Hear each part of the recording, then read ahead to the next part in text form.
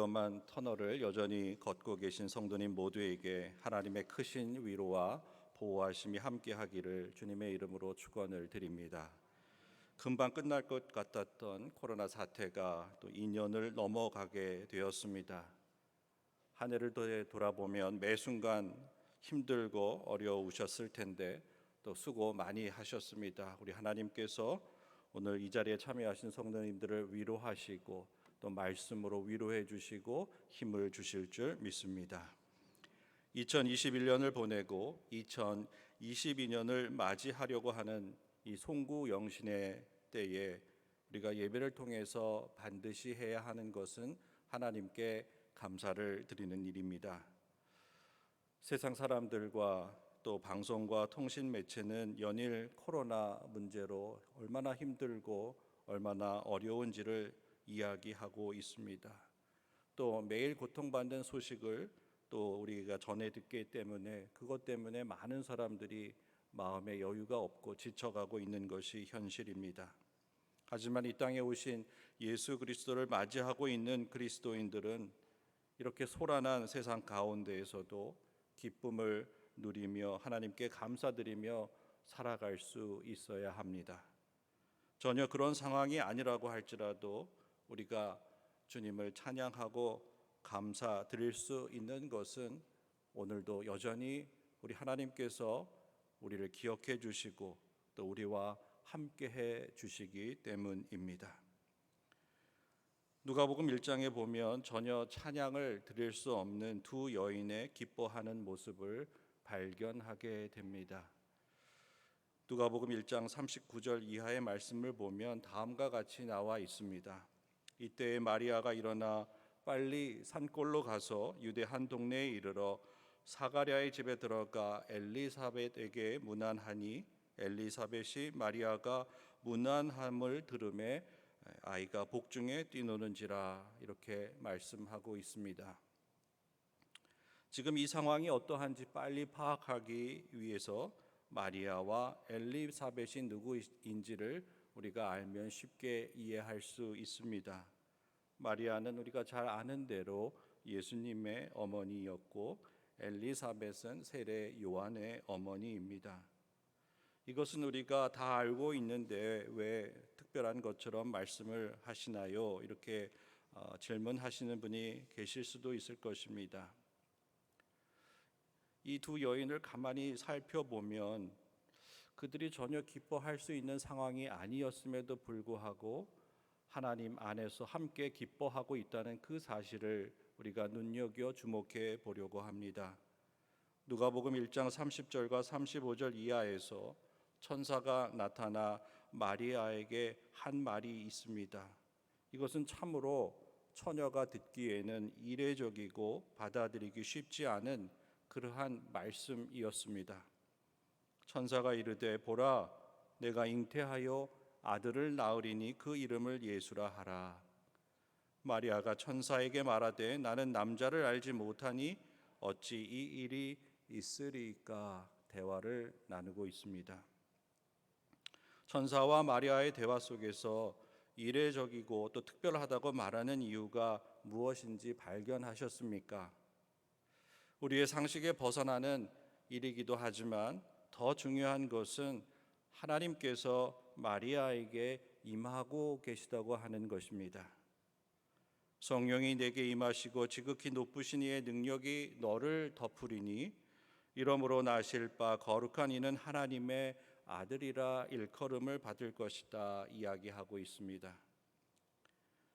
마리아가 아니라 천사의 말을 듣는 주체가 나라고 생각하고 내가 감당해야 한다고 생각한다면 마리아를 바라보는 시각이 조금은 달라지게 될 것입니다. 내가 감당하는 일이 아니고 마리아가 감당하는 일이기에 그저 쉽게 넘어갈 수 있는 문제라고 볼 수 있기 때문입니다. 영어에 REALM이라고 하는 단어가 있습니다. Ram이라고 발음을 하는데 이 말은 영역, 범위, 왕국이라는 뜻입니다.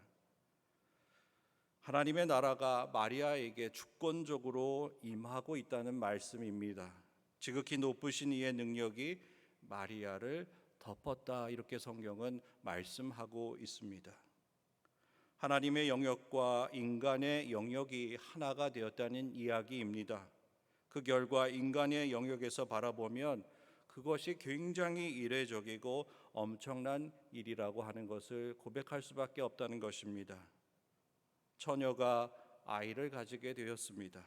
그리고 엘리사벳의 경우는 아브라함의 아내 사라와 같이 늙어서 본래 임신하지 못한다고 알려진 이가 이미 6달이 되었다고 성경은 기록하고 있습니다. 무엇을 말하는 것입니까? 하나님께서 하시는 일이 놀랍다고 하는 것입니다. 하루아침에 마리아는 전혀 생각하지 못한 그 일을 감당해야 했습니다. 하나님의 천사를 통해서 상의하고 결정한 일이 아니었습니다. 하나님의 천사가 일방적으로 하나님의 뜻을 전해 주었습니다.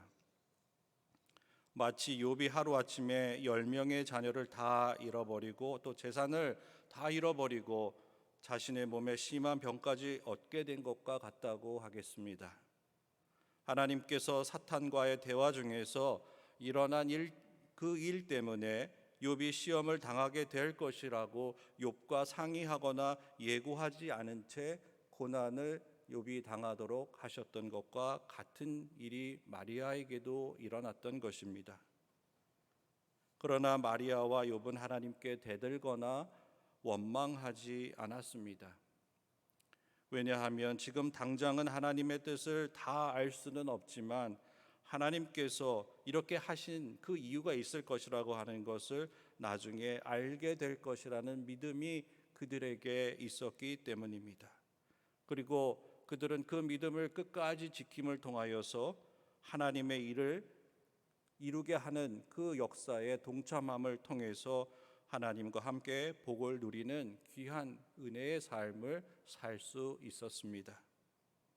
사랑하는 성도 여러분, 예수 그리스도께서 이 땅에 오셨다고 하는 것은 정말로 이례적이고 엄청난 사건임을 꼭 기억하시기 바랍니다. 왜냐하면 하나님이 인간이 되셨기 때문입니다. 하나님은 이것을 위해서 오랫동안 준비하셨고 하나님의 때에 그 일을 이루셨습니다. 이사야 11장 1절과 2절 말씀을 보면 우리가 그것을 알 수 있습니다. 이새의 줄기에서 한 싹이 나며 그 뿌리에서 한 가지가 나서 결실할 것이요 그 위에 여호와의 영 곧 지혜와 총명의 영이요 지식과 여호와를 경외하는 영이 강림하시리라 말씀하고 있습니다. 하나님께서는 모든 일들을 하루아침에 금방 이루실 수 있는 분이시지만 차분히 꾸준히 준비하시고 사람들을 택하셔서 차근차근 하나하나 그 일을 이루어 가십니다. 그리고 그 사람들 위에 성령이 임재하게 하셔서 성령의 이불을 덮어주심을 통하여서 그 일을 이루어 가고 계십니다. 오늘 이 자리에 오신 성도님 가정과 그 삶 위에 하나님의 지극히 크신 능력이 임하고 덮여지기를 주님의 이름으로 축원을 드립니다. 그 크신 능력은 바로 여호와의 영 성령입니다. 성령의 이불이 성도님 모두에게 덮여져서 큰 능력을 올해 2021년이 가기 전에 경험하시기를 주님의 이름으로 축원을 드립니다. 코로나 사태로 어렵고 힘든 시기에는 성령의 임재가 더 절실히 필요한 때입니다. 세상이 소란하고 두려움과 다툼과 분쟁이 극에 달하는 순간에도 고요할 수 있고 평온할 수 있는 것은 우리가 성령 안에 있을 때만 가능한 것입니다. 성령 안에 있었던 마리아는 하나님을 찬양할 수 있었습니다. 우리의 상식으로는 이해할 수 없었지만 성령 안에 있게 되면 그것은 너무나 당연한 일입니다. 이런 은혜가 어려운 시기를 보내고 계시는 우리 성도님들에게도 경험되기를 간절히 바라고 또 주님의 이름으로 축원을 드립니다. 내 영혼이 주를 찬양하며 내 마음이 하나님 내 구주를 기뻐하였음은 그의 여정의 비천함을 돌보셨음이라. 보라 이제후로는 만세의 날을 복이 있다 일컬으리로다. 마그니피카트라고 하는 누가복음 1장 46절 이하에 나오는 마리아의 찬가입니다. 마리아와 같이 우리의 상식으로는 피하고 싶고 숨고 싶은 상황이었지만 하나님의 영이 임하게 되면 담대히 그 사명을 감당하고 나갈 수 있습니다. 이것이 바로 믿음이고 하나님을 신뢰하는 마음입니다. 하나님은 언제나 하나님의 일을 하실 때 아주 작은 것에서 시작하여 그 뜻을 이루어 가십니다. 한 무명의 여인 마리아를 통해서 하나님이 예수 그리스도를 이 땅에 보내셨습니다. 이 사건을 통해서 전 인류를 구원하셨습니다. 이것이 놀라운 하나님의 역사하심입니다. 우리와 견주어 생각해 볼 때에 마리아가 우리보다 특별할 것이 없었습니다. 그러나 한 가지는 분명히 달랐습니다. 누가복음 1장 45절에 나와 있습니다. 주께서 하신 말씀이 반드시 이루어지리라고 믿은 그 여자에게 복이 있도다, 이렇게 말씀하고 있습니다. 마리아는 그의 삶에 정말 엄청난 일을, 하나님의 사명을 위해서 자기를 희생하는 그 일을 감당하기로 결정한 그때에 그 말씀이 반드시 이루어질 것이라고 하는 그 믿음이 그 안에 있었다고 하는 것입니다. 우리와 달랐던 것이 바로 마리아의 믿음이라고 하는 사실을 꼭 기억하시기 바랍니다. 오늘 이 땅에 이렇게 힘들고 어렵고 모든 것이 잘 되지 않을 것이라고 하는 부정적인 이러한 이야기들이 난무하고 있을 때에 오늘 우리는 반드시 이 마리아와 같은 믿음을 가지고 2022년을 향해 나가야 할 것입니다. 사랑하는 성도 여러분, 주께서 하신 말씀이 반드시 이루어진다는 믿음을 가지고 세상에 나가서 승리하시기 바랍니다. 오늘 권사님께서 기도해 주신 그 내용을 곰곰이 묵상해 보시기 바랍니다. 우리가 모일 수 없고 마스크를 쓸 수밖에 없는 이 불편한 상황이 우리에게는 그저 부정적이고 낭망할 일만이 아니라고 하는 것입니다. 성경을 통해 만나게 되는 인물들은 누구나 빼놓지 않고 고난 가운데에서도 단단한 믿음을 가지고 삶을 살았던 사람입니다. 오늘 주님은 이 코로나 상황 가운데 우리에게도 그 믿음을 가지고 나아가 살으라고 말씀하고 있습니다. 빨리 이 시간이 지나가기를 기다리는 그 소망하는 마음은 누구나 같을 것입니다. 그러나 아무것도 하지 아니하고 그저 기다리기만 할 것이 아니라 우리는 믿음을 가지고 당당히 세상에 나아가 승리할 수 있을 거라는 그 믿음을 가지고 나아갈 때에 우리 하나님께서 우리를 통하여서 이루시고자 하는 그 일을 내년에도 이루신다고 하는 것입니다. 오늘 이 자리에 오신 분들도 단단한 믿음을 가진 성경의 인물들과 다르지 않습니다. 함께 읽은 본문 12절에서 다음과 같이 말하고 있기 때문입니다. 너희는 하나님이 택하사 거룩하고 사랑받는 자처럼 긍휼과 자비와 겸손과 온유와 오래 참음을 옷 입으라. 성경의 인물들과 마찬가지로 우리도 주님이 준비해 주신 그 옷을 입고 세상을 향해 나가기 때문입니다. 이 시간 잠시 내가 입고 있는 옷이 오늘 성경이 요청하는 옷과 같은지 살펴보시기 바랍니다. 본문은 우리가 어떤 옷을 입고 있는지 살펴보면서 우리가 어떤 사람들인지 알아차리라고 말씀하고 있습니다. 사도 바울의 말로 하면 우리는 하나님의 택한 백성들이고 하나님이 사랑하는 자녀들입니다. 그렇기 때문에 어떤 옷을 입어야 하느냐 하면 오늘 성경에서 말씀한 대로 긍휼과 자비와 겸손과 온유와 오래 참음의 옷을 갖추어 입어야 합니다. 옷하면 생각나는 동화가 있습니다. 어렸을 때 많이 들어보셨을 것입니다.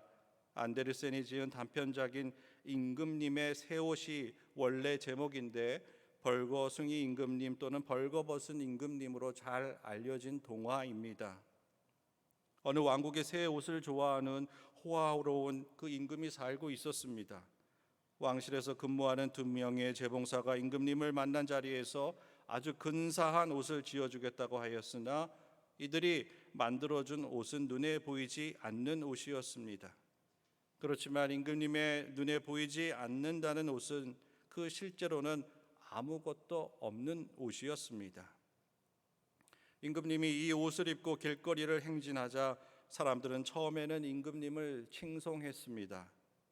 그러나 한 아이가 임금님이 벌거벗었다는 그 진실을 말하면서 거짓말이 들통나게 되었습니다. 이 동화의 핵심은 진실입니다. 근사한 옷의 실체는 무엇입니까? 눈에 보이지 않는 옷이 아닙니다. 근사한 옷이 없는데 눈에 보이지 않는 옷이라고 자기 자신과 모두를 속인 그 거짓말이었던 것입니다. 오늘 우리가 입고 있는 옷이 혹시 아무것도 없는 거짓의 옷을 입었음에도 불구하고 서로를 위해서, 서로가 민망하지 않기 위해서 자신을 속이고 모든 사람을 속이며 근사한 옷을 입고 있다고 말하고 있는 것은 아닌지 깊이 생각해 보시기 바랍니다. 진실을 말하는 한 아이의 목소리를 우리가 기도 중에 또 말씀 중에 내면에서 듣게 된다면 얼른 영적으로 깨어나 자신을 속이고 있다는 것을 곧바로 알아차려야 합니다. 그리고 지체 없이 하나님이 택한 백성이 마땅히 입어야 할 긍휼과 자비와 겸손과 온유와 오래 참음의 그 옷을 우리가 입어야 합니다. 그리고 오늘 본문은 이것 위에 사랑을 더하라, 온전하게 하는 띠를 매라고 그렇게 말씀하고 있습니다. 그렇게 해야 그리스도인답게 품격 있는 옷을 완성하여 입는 그러한 모습을 우리가 완성하기 때문입니다. 벌거벗은 임금님이 행차하는 모습이 오늘 우리 그리스도인들의 자화상이 아닌지 스스로에게 물어보아야 하겠습니다. 참이면 참, 거짓이면 거짓이라고 분명하게 말할 수 있어야 하는데 그렇게 하지 못하는 이유는 여전히 죄와 거짓의 종노릇하고 있기 때문입니다. 요한복음에 진리가 너희를 자유롭게 할 것이라고 했습니다. 벌거벗은 임금님 동화에서 자유를 누리고 있었던 한 사람은 바로 한 어린 아이였습니다. 그 아이는 진실을 왜곡하지 않았습니다. 그의 눈에는 근사한 옷을 입은 임금님이 보이지 않았습니다. 그러므로 성령 안에 있는 우리는 진리를 분별할 수 있어야 합니다. 그리고 그 진리 안에 있는 사람은 자유롭습니다. 왜냐하면 죄와 거짓에 매여 있지 않기 때문입니다. 죄와 거짓에 매여 있는 사람은 벌거벗은 임금님이 근사한 옷을 입고 있다고 거짓말을 합니다. 그러나 진리 안에서 참된 것을 발견한 사람들은 진실을 말하며 거짓의 올무를 끊어버립니다.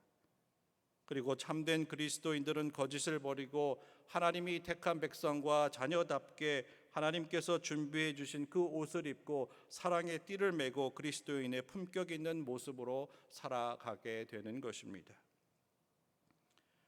오늘 성경은 그리스도인의 품격에 맞는 옷을 입은 사람들은 그것에 걸맞는 마음을 소유하게 되고 또 그것에 걸맞는 말을 하게 된다고 말씀하고 있습니다. 본문 15절 말씀 이하를 보겠습니다. 그리스도의 평강이 너희 마음을 주장하게 하라. 너희는 평강을 위하여 한 몸으로 부르심을 받았나니 너희는 또한 감사하는 자가 되라. 그리스도의 말씀이 너희 속에 풍성히 거하여 모든 지혜로 피차 가르치며 권면하고 시와 찬송과 신령한 노래를 부르며 감사하는 마음으로 하나님을 찬양하라. 거짓의 옷을 입은 사람은 거짓말을 할 수밖에 없습니다. 그 사람은 항상 불안합니다. 언제 어디서 거짓말이 들통날지 모르기 때문입니다. 그래서 바울 사도는 그리스도의 평강이 너희 마음을 주장하라고 권면하고 있습니다. 그리스도의 평강을 누리기 위해서 늘 먼저 정직하고 진솔하게 내가 어떤 옷을 입고 있는지를 스스로 살펴볼 수 있어야 하고 그것을 솔직하게 드러내 보여야 한다고 이야기합니다. 때때로 우리는 거짓말은 아니더라도 자신을 포장하여 참된 모습을 감추며 산다면 벌거벗은 임금님과 다를 바가 없습니다. 이제 진솔하게 자신의 모습을 대면할 수 있어야 합니다. 내 자신을 직시하지 못하면 우리는 하나님 앞에 설 수 없습니다. 누구나 심판의 때가 되면 키에르케고르가 말한 것처럼 하나님 앞에 단독자로 서서 판결을 받게 된다고 합니다. 그때 거짓된 자신의 모습을 들고 나가서 하나님께 아무리 내가 누구인지를 설명하고 간청해도 하나님께로부터 돌아오는 대답은 내가 도무지 너를 알지 못한다고 하는 말씀일 것입니다. 그러므로 우리가 해야 하는 것은 자기 자신을 포장하면서 자신이 온전하게 관리해야 할 그 하나님의 형상을 훼손해 나갈 것이 아니라 하나님께 감사와 찬양을 드리면서 거룩하여져서 하나님의 완전에 참여해야 합니다. 하나님께 감사드리고 하나님을 찬양한다는 것이 단순히 겉으로 드러나는 그러한 모습과 표현이 아니라고 하는 것입니다. 하나님께 감사드리고 찬양한다고 하는 것은 우리의 내면이 변화된다고 하는 말씀입니다. 그러므로 힘들고 어려울수록 우리가 기도하고 찬양해야 하는 이유가 바로 여기에 있습니다. 찬양하고 감사드릴 내용이 없다 할지라도 우리가 늘 감사와 찬양을 올려드리게 될 때에 하나님께서 우리를 거룩하게 하시고 우리에게 복을 내려주신다고 하는 것입니다. 하나님께 감사드리고 하나님을 찬양하며 주신 말씀이 우리 안에 풍성하게 쌓이고 역사하게 되면 우리가 포장하지 않아도 예수님을 닮아가게 되고 하나님의 형상이 회복되어 가게 되는 것입니다. 이 예배를 통해서 그리고 집에서나 교회에서 기도하실 때에 내가 하나님 앞에서 좋게 보이려고 자기 자신을 포장하고 있었던 것은 아닌지, 그래서 실상은 벌거벗은 임금님과 같은 모습으로 하나님 앞에 민망하게 서 있는 것은 아닌지 자신의 본 모습을 제대로 볼 수 있는 저와 여러분이 되기를 간절히 소망합니다. 자신의 모습을 제대로 볼 수 없는 사람은 하나님 앞에 설 수 없습니다. 그러나 약하고 부끄러운 모습을 드러내 보이고 싶지 않아서 사람들을 피했던 우물가의 여인과 또 나무 위에 올라가 있었던 삭개오는 자신의 있는 모습 그대로를 주님께 드러내 보여주었습니다. 그리고 그들은 주님을 통해서 새롭게 변화되었습니다. 사람들 때문에 가리고 감싸고 있었던 가면을 벗고 그리스도의 그 참된 옷을 그들은 입었던 것입니다. 그리고 거기에 더 사랑을 더하여 사마리아 우물가의 여인은 동네로 들어가서 복음을 전하기 시작했고 메시아가 왔음을 알렸습니다. 또 삭개오는 자신의 전 재산을 나누며 하나님의 자녀가 되어 하나님 나라에 참여할 수 있게 되었다고 성경은 기록하고 있습니다. 이것이 바로 하나님의 그 옷을, 그리스도가 주신 옷을 입고 품격 있는 삶으로 변화된 삶의 모습인 것입니다. 이제 새해에는 가면을 벗고 참 자아를 발견하시기 바랍니다. 그동안 세상 속에서 올바르지 않게 부풀리고 자신을 감추고 포장한 옷들을 벗고 참 그리스도인의 옷을 입으시기 바랍니다.